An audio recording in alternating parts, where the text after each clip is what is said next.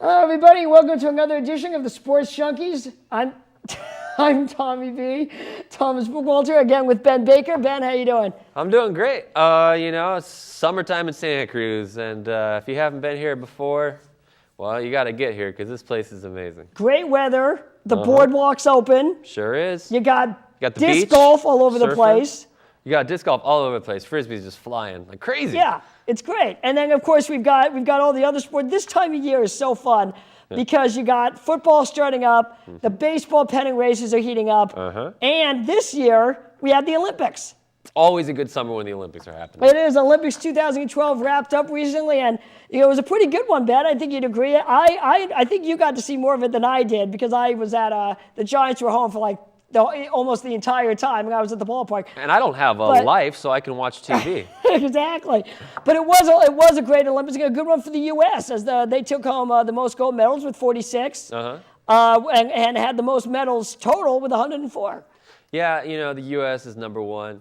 USA. So you got a big American flag up here. Yeah. Then you can put that in post-production, get a graphic. Yeah. Well, I'll see what I can do. I produce this show. Ben is the producer, yes. Very good. Very good producer. Go ahead, Ben. Hi, I'm the producer of the show. Okay, next up. Okay, well, did get the most medals, but, and maybe one of the biggest stories of the Olympics this year was Michael Phelps. Michael Phelps is a bomb diggity. He's a really good swimmer. Absolutely. I mean, now he did not have the year he had in Beijing, that he did 4 years ago, but still, four gold medals this year, 2 silvers to bring home 6 in 2012, and what he has said will be his last Olympics. Yeah, he's at the old age of 27 now. It's a little too old to be a top swimmer, I guess. I'm not sure what the best age to be a swimmer is. I have no idea. But, I'm not sure when the best age is to be a swimmer, but, you could see this year, the U.S. women's team, there was a 15-year-old taking gold, I think, and a 17-year-old taking, 4 or 5 golds, Missy Franklin.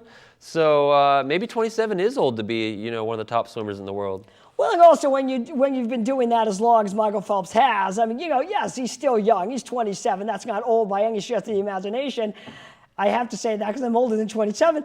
But also, it just, it feels like maybe you want to do something else with your life now. Maybe it's time to move on. You've accomplished everything you've wanted to accomplish in swimming. Maybe it's time to move on and do something else. Sure. And I saw this interview with him where, they said, well, what are you going to do now? You're 27 years old. You're only the most decorated Olympian of all time. What are you going to do? You going to eat Subway? No, he's on the Wheaties box again. Well, he can eat Wheaties. He's a corporate, superstar. But he said something about, and, he didn't say, oh, I'm going to do this, but, you had to wonder, okay, he's got to give a hint somewhere, right? He said, I don't know, I'm just going to enjoy my time, yada, yada, yada. And then he said something about, how golfers it works to get better or something. So I was shocked to see this not like all over headlines the next day. But I mean, that made me think, well, Phelps probably at least has played a round or two of golf. Yeah. Is there a chance that we're going to see him, like so many others, play golf into their, older years? Because that's a sport where you can be at your best when you're, 40, 50 years old, unlike swimming. Well, how would you feel and the entire Santa Cruz community feel if you switched to disc golf? Now, I would be delighted for that to happen. That'd be pretty awesome. Yeah. For no other reason than it would be good publicity. It's good arm strength from all that swimming. I mean, he could throw the disc, I bet he could, yeah. It doesn't take too much work. I think, just to go to disc golf, it's a sport where if you're an athlete, it might not be too hard to just learn a new technique and quickly rise to the top. But let's keep this to Olympics. Let's do that. That's fine. Well, and disc golf is not an Olympic sport yet, but you never know. Maybe soon. You never know. But Michael Phelps retires with a total of 22 medals for his career, 18 golds, 2 silvers, and 2 bronze. So that's a pretty good record going out. Stellar. Stellar is a word to describe Absolutely. Now, of course, after the Olympics, you heard about the tri-band. There was a little bit of controversy with apparently Rule 40, where Phelps apparently did an ad for Louis Vuitton, and which is not because Rule 40 says you're not allowed to do ads around that aren't sponsoring the Olympics during that month of around the Olympics. So there's some controversy there, but I seriously doubt he's going to get any of his medals taken away or anything. But there is some controversy going as Phelps leaves the sport. Well, that's too bad. There's always going to be something, right? I don't think we've heard the last of Michael Phelps. I would doubt that, too. Okay, well, let's move on to running Usain Bolt. I mean, this guy was awesome this year. First to win the 100 and 200-meter gold. You know, he went out with a big splash saying, "I am now the best." You know, kind of like a Ricky Henderson moment after he broke Lou Brock's stolen base record, right? "I am now the greatest of all time." Do you think, is Usain Bolt the best sprinter of all time? You know, I think he's maybe him or Carl Lewis, or, you know, who's ever had a more groundbreaking effort in the Olympics than Jesse Owens, if you want to go back that far. Right. And then I guess another question would be, has anyone ever had a better name for a sprinter than a guy with the last name Bolt? Absolutely. Is that more fitting? Yeah. Anything been more fitting? He's either a sprinter or a Charger fan. Let's just hope he's a sprinter. Yeah, no, that's great right there. Absolutely. But definitely, he's an excellent sprinter. I mean, you know, it's hard to say now whether he's the best of all time. That's more maybe, you know, what you're saying is it's better looking that down the road. Mm-hmm. But he's definitely maybe the best sprinter today. Yeah, I think undoubtedly. And it's really cool that, yeah, there were a lot of doubters based on just a few time trials in Jamaica. You know, and it's great to see how he's really probably helped some of his fellow countrymen become great sprinters themselves, but he showed again this year that he's on top. And I'm stoked for him. I like the guy. No, I do too. He might be a bit of a show-off, but I think it's kind of good. I think it's good for the sport. Well, you know, it's funny because I always think in sports, and the Olympics included, there's a line between, you know, showing off and being entertaining, and showing off and just coming off as a completely arrogant. Yeah, I mean, personally, I feel like too many people get too easily offended by things like touchdown celebrations. Right. I wish football teams could get points for touchdown celebrations. You know, but the Ickey Shuffle would have gotten so many points, right? I believe it. They should incorporate, you know, the Russian judges and so forth, all the judges there, and you know, maybe you get just 1 point for an extra special. Well, I think you know. No, go ahead. No, that's all. Okay, well, my point was, I think Bolt, for me anyway, comes under the you know, the show off but entertaining. I mean, I wasn't offended by anything he said. I mean, a lot of it's like, oh, come on, don't be such a show. He was offended by this. Right, it's not that big of a deal. I mean, you know, to me, it's not. I mean, I don't think he's not. Let's put it this way: he's not in the what's his name? The alter ego of Nigel Morgan. He's not in the Nigel Morgan category. I'm not even sure what Nigel Morgan did. This is, you know, offensive. Last year. He hasn't done anything this year. You know, the things that offend me is more when you're directly like offending someone on purpose. If you're celebrating, I don't see what's wrong with that. Right. So I don't know. There's as long as you're a not thin getting in line someone's there. face while you celebrate, it's fine. Yeah. I'd say there is a thin line there, but I wish that it was, you know, more like a rarity that people made a big deal about being offended by someone celebrating. Right. And well, I mean, and that's the sad truth, is someone's always going to be offended by something. Yeah. Someone's probably offended by us sitting here talking about the Olympics. I don't know. Sorry. You know? Yeah. You never know. You know, interesting story from the Olympics was Oscar Pistorius. Yeah. You know, now, you know, he competed this year with blades, which, why don't you tell us Pistorius' story here for those who may not know? Yes, I don't know the whole thing, but I guess he's got his legs cut off at the knees, and he uses like artificial legs, these things they call blades that help him run. And, you know, of course, some are going to be better than others, and some people think that these things make him able to run faster than a normal human. So, you know, of course, there's got to be a way to test that. But it's kind of a tough thing to do. So the big question this year was, should he be allowed to compete with the rest of the humans or athletes? The rest of the humans. He's not a cyborg. He's not a cyborg, but well, you know, that's I think that's kind of what people are starting to, you know. Obviously, he doesn't have the brain of a cyborg, but he has these legs that are not human. But well, let me ask you this, though. Let me ask you this. How much is an advantage anyway when you have artificial legs? I mean, like for example, let's say you and I were going to have a race. Right. And I was racing. You're probably faster than me anyway with both of us having our legs. Clearly. But, yeah. I'll admit that. But let's say that you had artificial legs and I have real legs. I mean, how much of an advantage are you going to have with me being able to run on my real legs? It doesn't seem like, you know, unfair. It'd be that much of an unfair advantage because it's fake. You got to adjust to them. You got to make sure they're right, and you got to learn to work with them. Yeah. You know, our legs are just our legs. We run. Oh, that is a You good know? point. I mean, if we have human legs, we've been working with them our whole lives, and maybe you're adjusting to something new. There is a Right. period there. Let's just say it's a really tough one to define, and for the mere fact alone that it's a tough thing to decide, I could see how people could be thinking, just let's not deal with it all. Let's not let them compete, unless it's like a Paralympic game or Special Olympics. But it seems like a really good story to let him compete. I mean, here's a guy who's Sure. he's on plastic legs or whatever. He doesn't have his real legs, Yeah. and he's still able to compete in the real Olympic Games. I mean, to me, that's a pretty great story. Well, I think it probably goes a lot with, I think people have an idea of like I don't know, they say like the American dream, but sort of like the Olympic tradition of people working so hard and defeating odds. And there's so many great like personal stories of Olympians, and this is just another one of them. Right. But, let's just say I can't make up my mind on this one. Yeah. I'd love to say I feel really strong one way or the Honestly, other.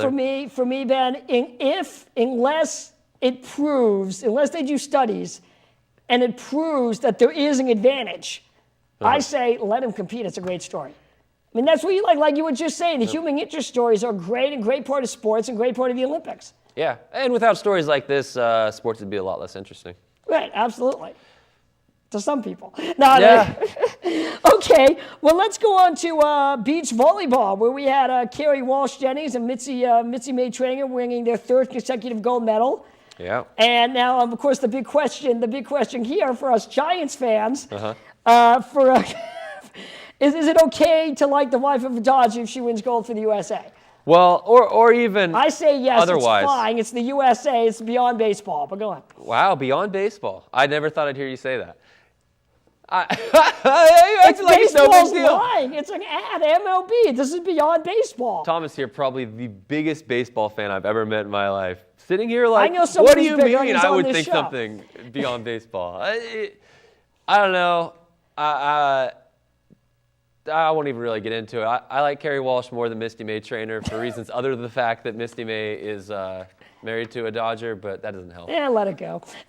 All right. It doesn't help. Okay, well, that's all right. I mean, to me, it's the USA, it's the Olympics, it's separate from baseball. And yes, okay. Obviously, if you see her at a Dodger game, but it's the Olympics. It's separate. It's fine. Sure. To me, anyway. But Yeah. I mean, she's not on the field hitting 3-run homers off Barry Zito for them. I mean, No. And, well, to take a moment, it was really cool to see that these women could do it 3 Olympics in a row. And I can't remember which one had the 2 kids and which one went through the surgery, but that's a lot to endure, and I'm really glad they were able to do it again. Okay, we're running through some of the great stories for the Olympics here on the Sports Junkies, and another one with soccer. Yeah. Ben, is the U.S. women three-peated. The U.S. women three-peated for medals, and Mexico won gold for the first time, beating Brazil. And we all know Brazil is a great soccer power. Yeah, always. Mexico came up this year. Way to go. Viva Mexico! Viva la Raza! I better be careful saying anything more. People get offended. Now, but U.S. women, also an excellent story. 3 times in a row for not just 2 great volleyball players, like we were just talking about, but an entire women's team. A lot of the repeat players, like Hope Solo. I think she might have been here for all the teams, and it's really cool to see them do it again. They had that one match where I think it was it U.S. versus Britain, where the girl had 3 goals for the other team, and the U.S. was down, and they came back, and that's really exciting. It seems like every time they come up with like an even more exciting way to win gold. So, cheers to the U.S. women. Absolutely, and cheers to Mexico as well. Yeah, cheers to Mexico as well. Absolutely. Now another great story was Ashton Eaton winning the decathlon. Yep. Ben, let me ask you, decathletes, are they the greatest athletes in the world? I didn't even really think of it as like such a hot button issue until they brought it up again this year. And I don't know. I'm still kind of like trying to wrap my head around that, because in some ways... triathletes. What's that? Those that do 3 sports. Like running, biking, and triathlons. Yeah, triathlons. Yeah. Well, and I guess those triathletes in their isn't own a way, word. it could be. Yeah. Could be. No. all of them can kind of stake their own claim. So, who's to say maybe they'll come out with a sport where you have to do 11 sports, and then it's like, what, 8-minute abs? No, I got 6-minute abs. Anyone who figures that would be very tired at the end, I'll tell you that. Yeah, well, so these guys, 10 sports in 2 days for these current Olympics, and it's certainly amazing. And I think it's worth considering, just for the sake of fun conversation. Yeah. Are they the best? Here's another one where I have to among the best. say They've got to I'm be not among sure. the best. They've got to be among the best. You're absolutely right. Yeah, that's all I got there. All right. Well, another fun story. And you don't hear about boxing that much in the Olympics, but there was a first. Claressa Shields, U.S. boxer Claressa Shields, won the first women's gold in boxing ever, and she's only 17 years old. Right. It's the first time they ever had women's boxing in the Olympics. And a 17-year-old won it? Seems crazy to me.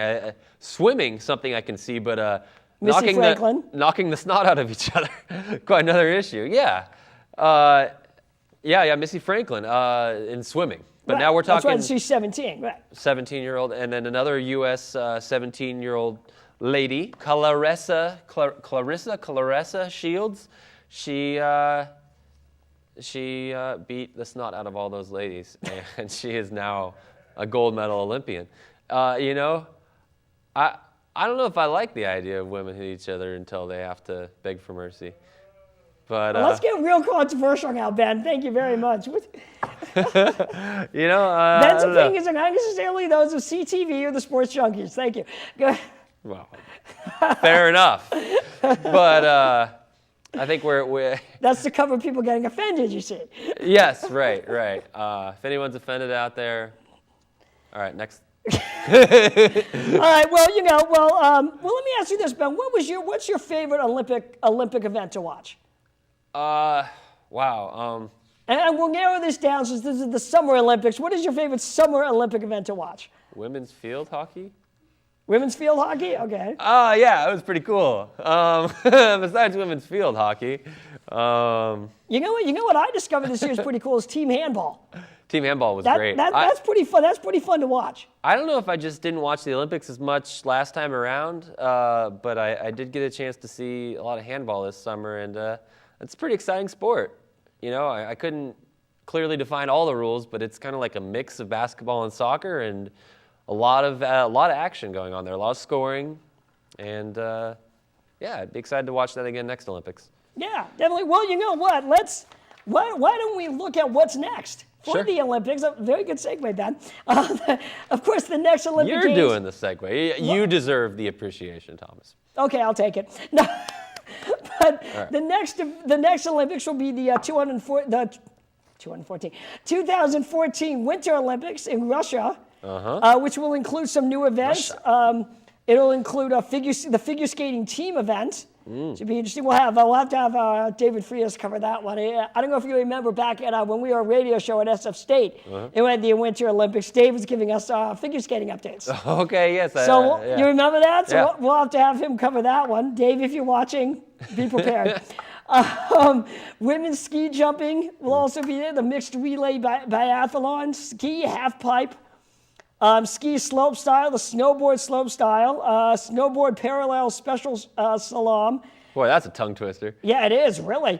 And the team relay luge. Wow. That could be interesting right there.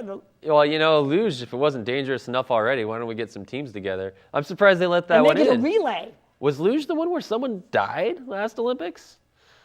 Or was that Could have bobsled? been. It's a dangerous sport. Yeah, it is. You've seen how fast those guys go? Yeah. Oh yeah, no, they're going down and they're just lying down on this thing and they're zipping through. Yeah, it's very dangerous. There's a reason why I play disc golf and not luge. But let me ask you this: out of these next events coming up, which one are you of the new ones? Which one do you think are you looking forward to seeing, or that might be the most intriguing?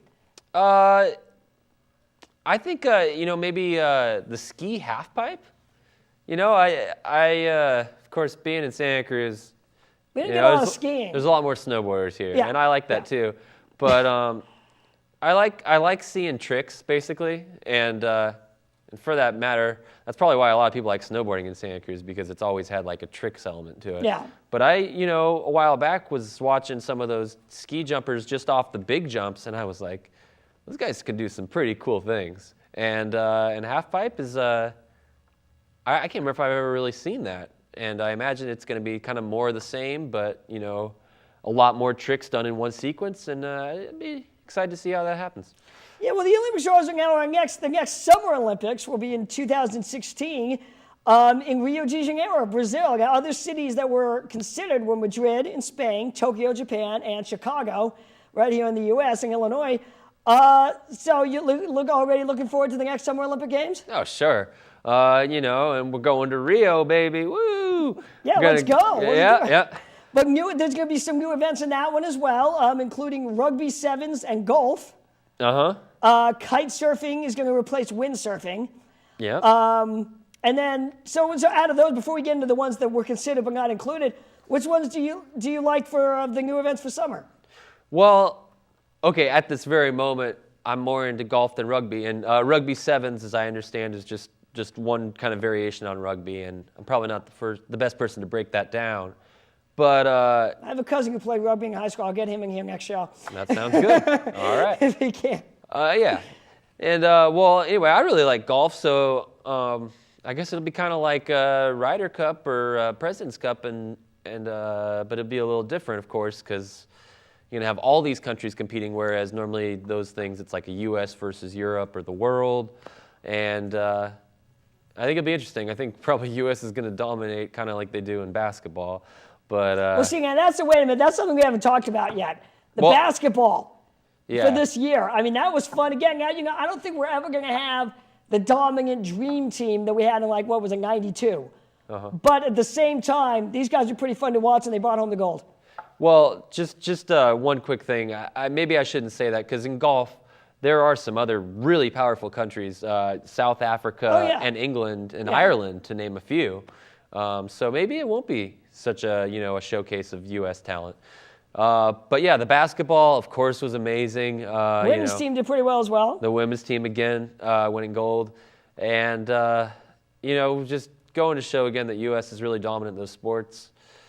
To fully break that down would probably take a little while, but I think we're all aware that it's a real basketball powerhouse, the USA. Oh, absolutely. And, like I said, I mean, there've been some great, 92 was built as the dream team, and that was, and they completely dominated that year.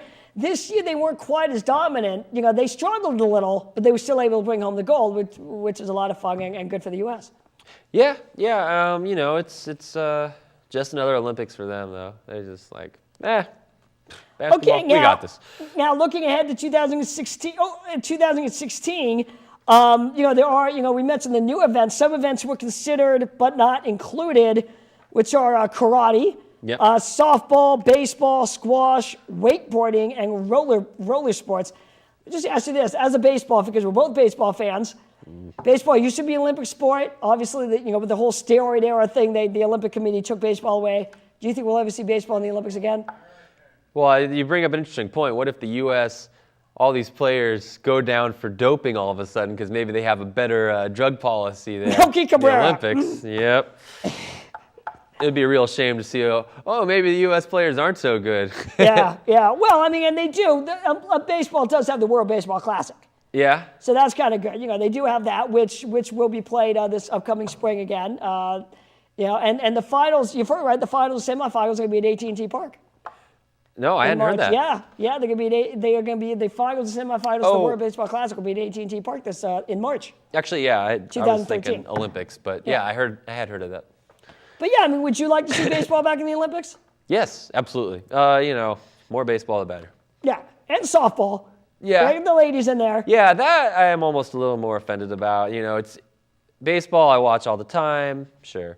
And softball, no, really probably not, besides the Olympics. I don't really watch it if it's on TV. So it'd be good to see, is what you're saying. Yeah, and I'd like to see, something about the Olympics. It brings sports that I would never watch otherwise.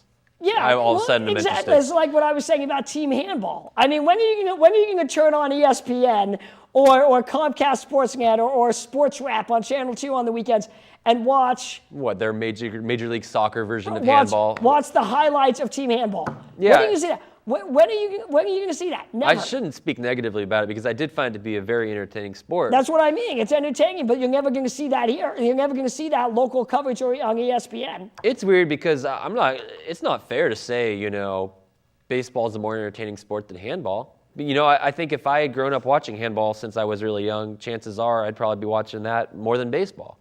There's at least a chance that would be the case, But then now, these days, I'm kind of like, I don't really know this sport. I don't have any familiarity with, the great athletes, the teams. There's not that part, But it's got its own claim to being a great sport. Absolutely. And that's the thing. I mean, sports, that's the great thing about Olympic sports is you can build up the interest.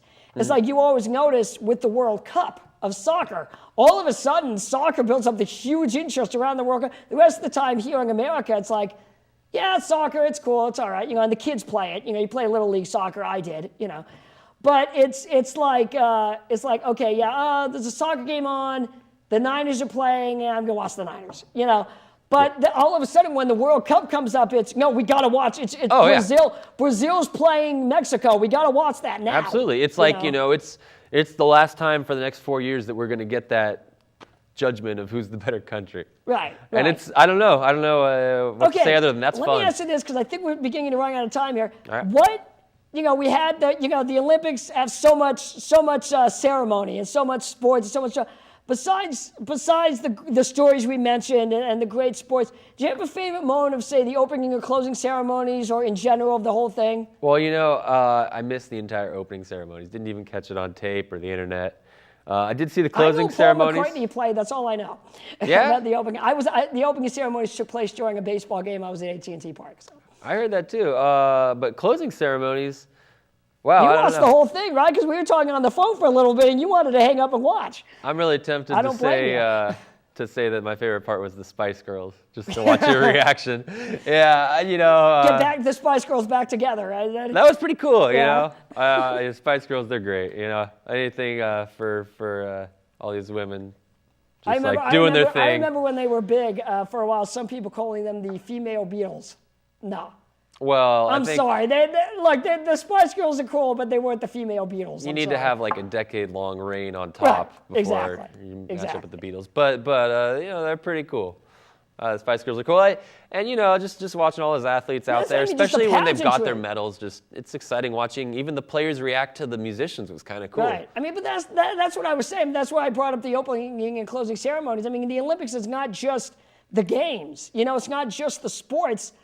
It's a lot of pageantry. It's so much celebration and pageantry of countries coming together because other times of the year they're fighting with each other. It's interesting. But this time they're coming together and playing and competing and playing sports and having a good time. You think people talk so much about how there's all these different cultures in the world, but at the same time they all celebrate kind of similarly. And it's I'm not sure Angola looks so much different than the USA when they're both celebrating a gold medal.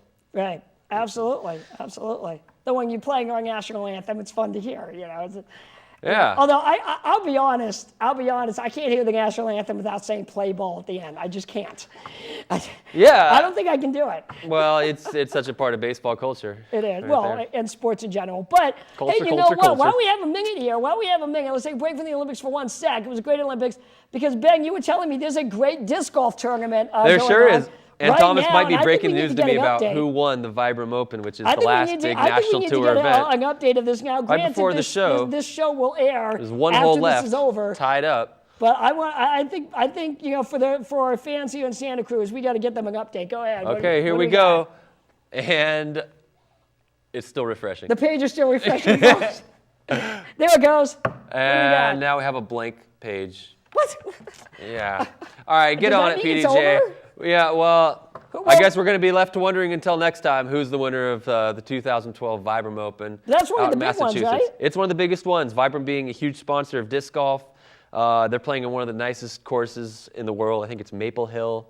I want to say Massachusetts. I'm not totally sure. Somewhere out on the East Coast, and it's a big tournament for these disc golfers. So I wish them all the best. Love those guys. Absolutely, yeah. It's gonna be fun, and it's just that's the great thing. I mean, it was such a great summer this year. We got disc golf and all the tournament. I hate to say it, as we're taping this, I don't know when this is going to air, but as we're taping this, It's late August. Kids go back to school tomorrow. Summer's over. I mean, who's saying yay? I heard somebody in the control room cheering. But, I mean, that person must have kids. But, this is very, It's very true. It's a little, I'm still in that mindset where I want it to be summer. I want it to be the Christmas holidays. You know what I mean? I like that. Oh, summer is my season all the way. Yeah, absolutely. I mean, and this year, just what I'm saying for sports, we, great penning races heating up for baseball. We had the Olympics. Yeah. We have all the, all the disc golf. Yeah. I mean, there was a lot of fun stuff to talk about this summer. Because as we move into the fall, we're going to have a lot of fun. I mean, we'll still have, the baseball penning races. College football is going to be very interesting this year with, with the SEC trying to win its seventh straight BCS title.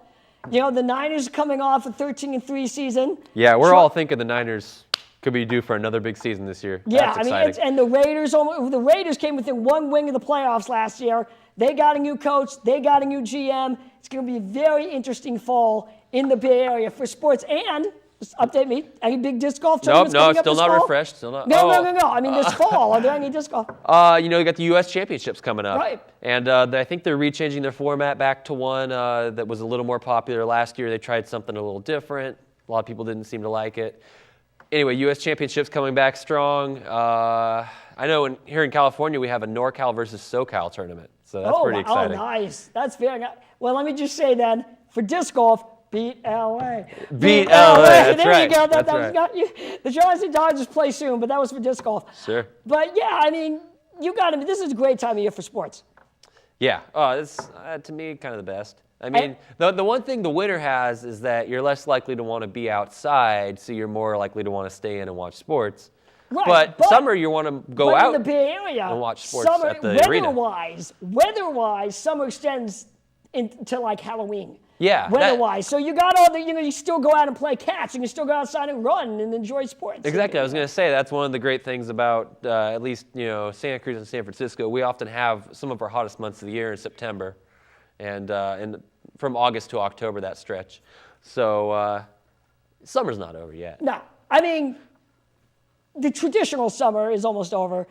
But sports-wise and weather-wise in the Bay Area, we still got a couple months left. Yeah, well, I mean, actually, I guess by the calendar, they say summer ends September 21st, so we would really have another month. But because June 21st is supposed to be the start of it. Right. But, I think everybody thinks June or, summer starts more back in Memorial Day. May. Memorial Day, yeah. That's the traditional summer sport. Well, and that means, best time of the year, Ben, we do a little preview. We got a lot of exciting stuff coming up with the Sports Junkies. Oh, yeah. Well, football, obviously. Yeah. One of the most exciting sports, and baseball pennant races. Not to mention, after the season, we'll do our Giants off-season, like we did last year. We'll do a Giants off-season preview. Let's preview that right now. Ben, should the Giants re-sign Melky Cabrera? Well, we're about out of time here, Oh, but what I will tell you is the Giants should win all the games. That too. All right, I think that a great summer, great show, and thanks a lot, Ben. We will see you next time on the Sports Junkies. Thanks for watching.